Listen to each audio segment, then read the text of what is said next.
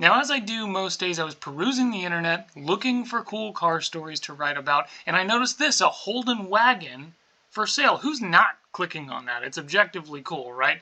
Now, for those of you that don't know, cars like this, Australian-made, and importantly, Australian-sold Holden, aren't legal here in the US, at least not in any way that I know about.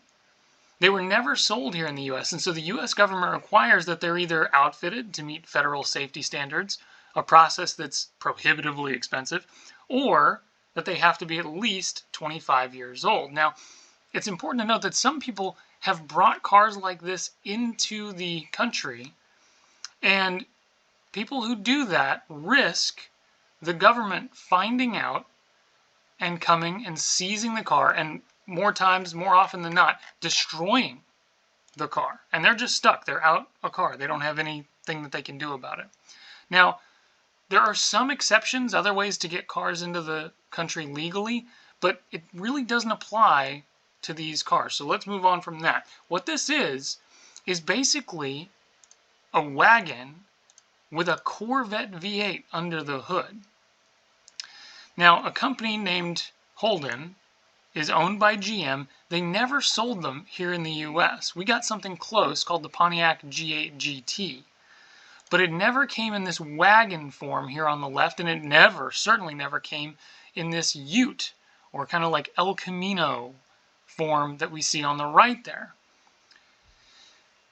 There are some companies in the USA that will take the shell of the ute and then properly outfit it so that it meets federal safety standards, and they will resell it here in the USA.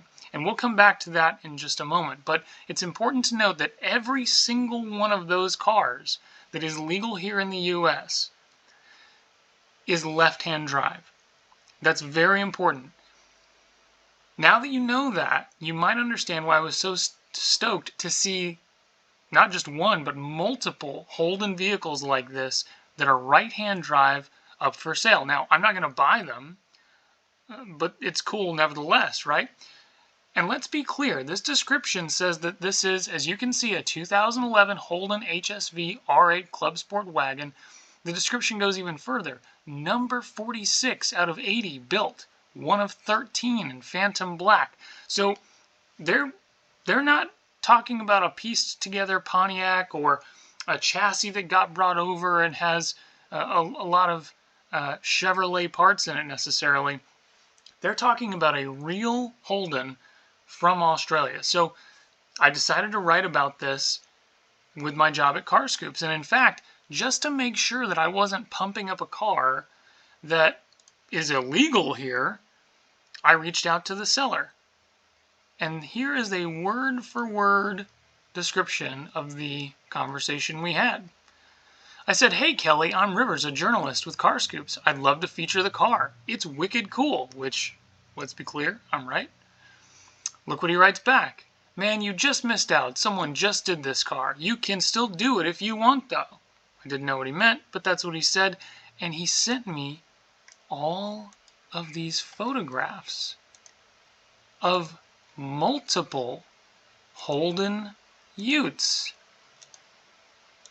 That's kind of strange, right? And another wagon.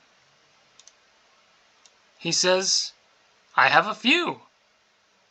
I reply, "Wicked cool. I'm sure you get this all the time. How do you legalize them?" Here's what he writes back. "It's a long process. Each car take well over a year to do. Where are you located?" I said, "I'm in Little Rock, but I have family in Nashville, so I visit fairly often. Can you detail the process for me?" He writes back, "It's a legal car. Even went through Meacham auction." I don't know how to say that. Meacham, whatever.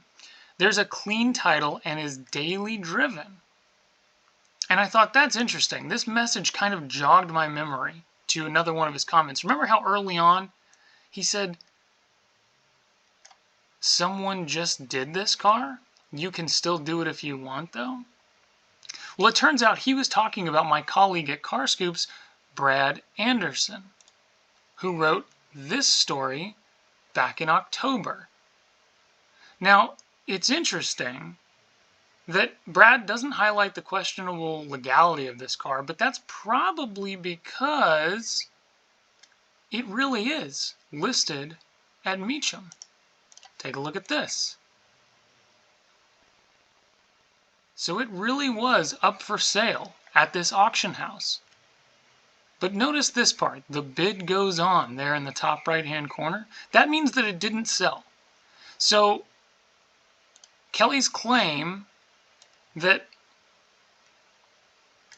it went through Meacham auction, I mean, it didn't really go through, right? So much as it was potentially available there for a time. We don't know if it didn't sell because it didn't reach whatever reserve he might have had, or if maybe there was a problem with the car that Meacham realized after they posted it. So I wrote back, which is amazing, dude. That's part of why I want to write about it. People are going to want to know how you managed that. I noticed it didn't sell at Meacham. Just didn't make the reserve, I ask. And you'll notice that's where Kelly ghosted me. So I was left with the question about whether or not these are legal cars, because to read what Kelly has written and to look at the photos, these are legitimate Holden cars. Nevertheless, I went ahead and I wrote the article for Car Scoops on the situation and laid out the details that I had. These cars all appear to be real Holden cars, not Pontiac shells with Holden badges and such, and that when pressed for details on the legalization process, Kelly left me on red. As part of the story, I mentioned a similar car that I wrote about back in 2022. Now, this, again, is a situation where the seller claims that it's a real Holden chassis, but this time with a Chevrolet SS drivetrain.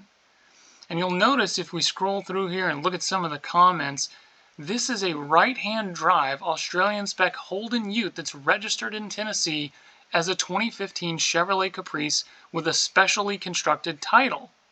Reads the description. So the seller states this pickup was built using a bare Ute shell and parts from a Chevrolet Caprice police pursuit vehicle and a Chevrolet SS. So this is interesting, right? In fact, the VIN corresponds to a Chevrolet Caprice police pursuit vehicle, despite the fact that this is very clearly not a Chevy Caprice police pursuit vehicle.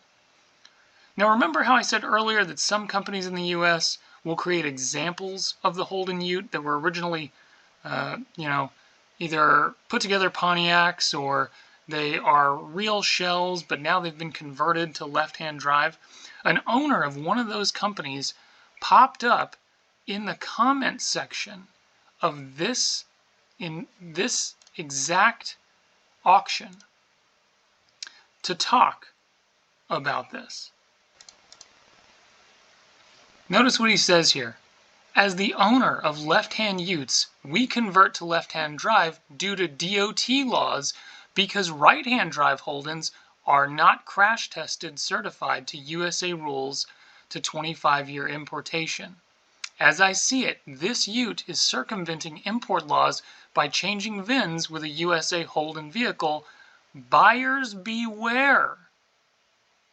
In fact, Cars and Bids canceled this auction. They came in after so many people commented on it and canceled the auction, presumably because the seller could not give them assurance that the car is really legal. Again, if the car is illegal, the potential buyer could be buying something that the government is just going to come and crush any day that they feel like it. So again, an expert in the field thinks that this car on Cars and Bids was sketchy, but how does that connect to the ones in Tennessee that Kelly is selling? Well, that car on Cars and Bids was also out of Tennessee, and so when I wrote the article here on Car Scoops, I mentioned that it looks similar, but that I can't really confirm that they're the same vehicle. There's no direct connection between the two that we could find, though. That's what I said. And that was true. Until a little digging.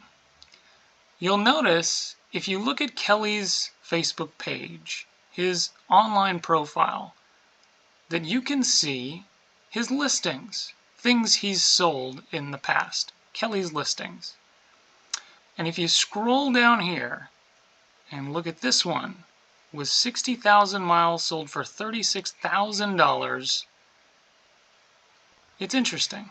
Now there's a plate on this one, and if we look at the photographs of the car here on Cars and Bids, there's no plates on this car. There is a front plate on it. Interesting, and there's a front plate on that one. 907. 907. Now people could swap plates. That happens all the time, right? He could have had multiple vehicles. We know he does. But take a look at this.